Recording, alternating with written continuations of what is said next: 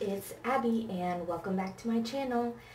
If you're new, welcome. That was an awkward start, but hello, I'm awkward. And today I am filming a tutorial on this half-cut crease.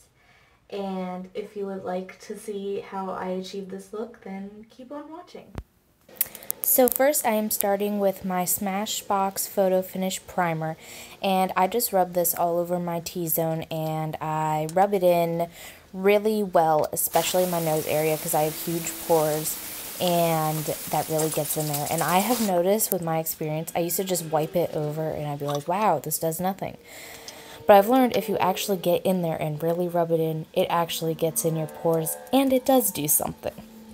So now I forgot to wet my beauty blender before I started doing this, so that's me making my I'm awkwardly wasting time face as I'm wetting it in the sink.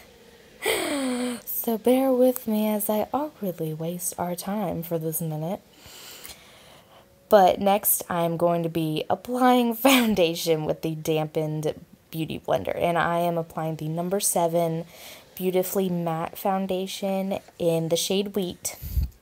And this is a new brand at the grocery store from Boots, and it's cruelty free if you're wondering.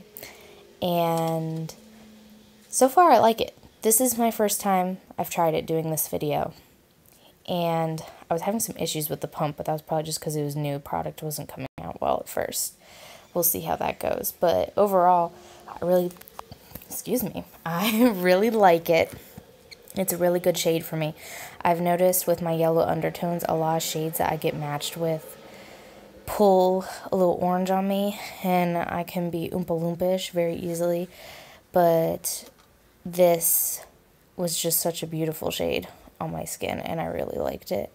And yesterday, I tried their Airbrush Away foundation, and it's very liquidy and thin, and it's in a dropper. And I really liked it. It was like a second skin, and it was just very perfecting all around, and it looked like it was just a second set of skin, and it was very thin and lightweight and didn't feel like I had anything on. But this foundation, even though it's matte and thicker, it also doesn't necessarily feel like I have anything on. But I'll have to see how I continue feeling about it. So I just pat it in with the Beauty Blender. And it is really important for it to be dampened. I used to use it not dampened, and I was like, this sucks. Why do people like the Beauty Blender? This does not get my makeup in well. But then I started damping it like everyone else, and guess what? It is wonderful. So now I'm going in with my Tarte Shape Tape Concealer, and I'm in the shade Light Sand, and I'm just going to conceal my dark circles, highlight my nose, my forehead, my cupid's bow, and my chin.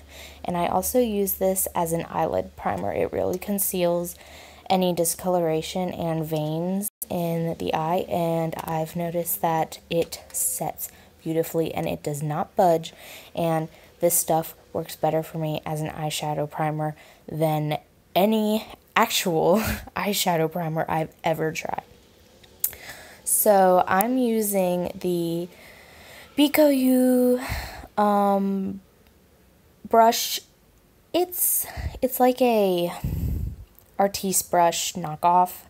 I got these on Amazon just on a whim to see if, hey, these would work at all.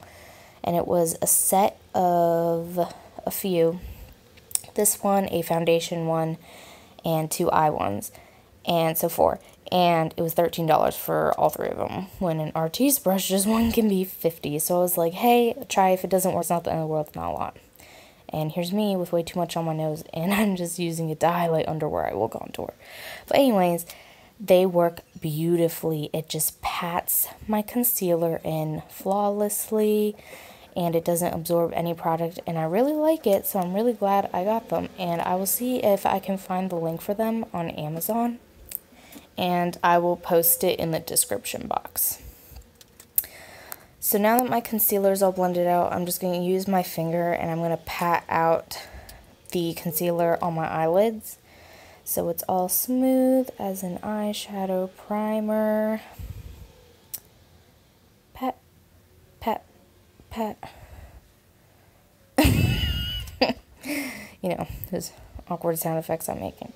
So now I'm taking my number 7 translucent setting powder, and I'm taking a big fluffy brush from the Tarte Make Believe in Yourself unicorn collection that recently came out. And I'm just going to set my whole face. I get very oily, so I, to begin with, always set my whole face. I do not leave foundation wet. But also, for me personally, I can't put powder, blush, or bronzer over foundation I haven't put a powder over, because it just kind of like gets stuck to the stickiness and looks like I smeared mud on my face, and it doesn't distribute evenly. So I always set my whole face. And I always take a little bit extra, and I really pack it under my eyes so that when I do my eyeshadow, we don't get any fallout. And, well, we will get fallout, but the powder catches the fallout and it doesn't stick to your foundation, and when you brush it away later on, your foundation is still flawless, and you don't have to worry about having any dark eyeshadows smeared on your foundation. And my camera stopped recording, but here I am, and I am taking the lightest shade again and my Anastasia brush, and I just set that. So now I'm taking the fluffy side and making sure it's all really blended, and I'm going to go back into my Morphe palette with the flat Tarte brush, and I'm going to be mixing the muted cranberry brown and that charcoal gray color, and we're just going to add just a little bit more on the outside and the crease to really clean up and define that edge and make sure that it didn't get nothing was taken away from it at all while I was blending. And I'm just going to take my fluffy Tarte brush again and blend all of that out. Lots of blending. Lots and lots of blending. When you do looks like this, you have to be really patient, but in the end, it's really worth it because they can be so pretty. So I'm going to go back in with that Anastasia brush with the flat side, and we're going to put the lightest color over the concealed area once again, just to brighten it, and the fluffy side, and just tap over the part where the two colors meet to diffuse it. So now, taking our fluffy Tarte face brush and brushing away all of that powder that we packed under our eyes. And now I'm going to go back in with my flat Tarte brush and the Morphe palette, and we're going to mix the muted and the charcoal gray color. I'm going to diffuse that on the lower lash line. I always like to tie in, well, with most looks, I wouldn't say always, but most looks, I like to tie in the top. And I'm going to take the, and we're going to blend the bottom lash line,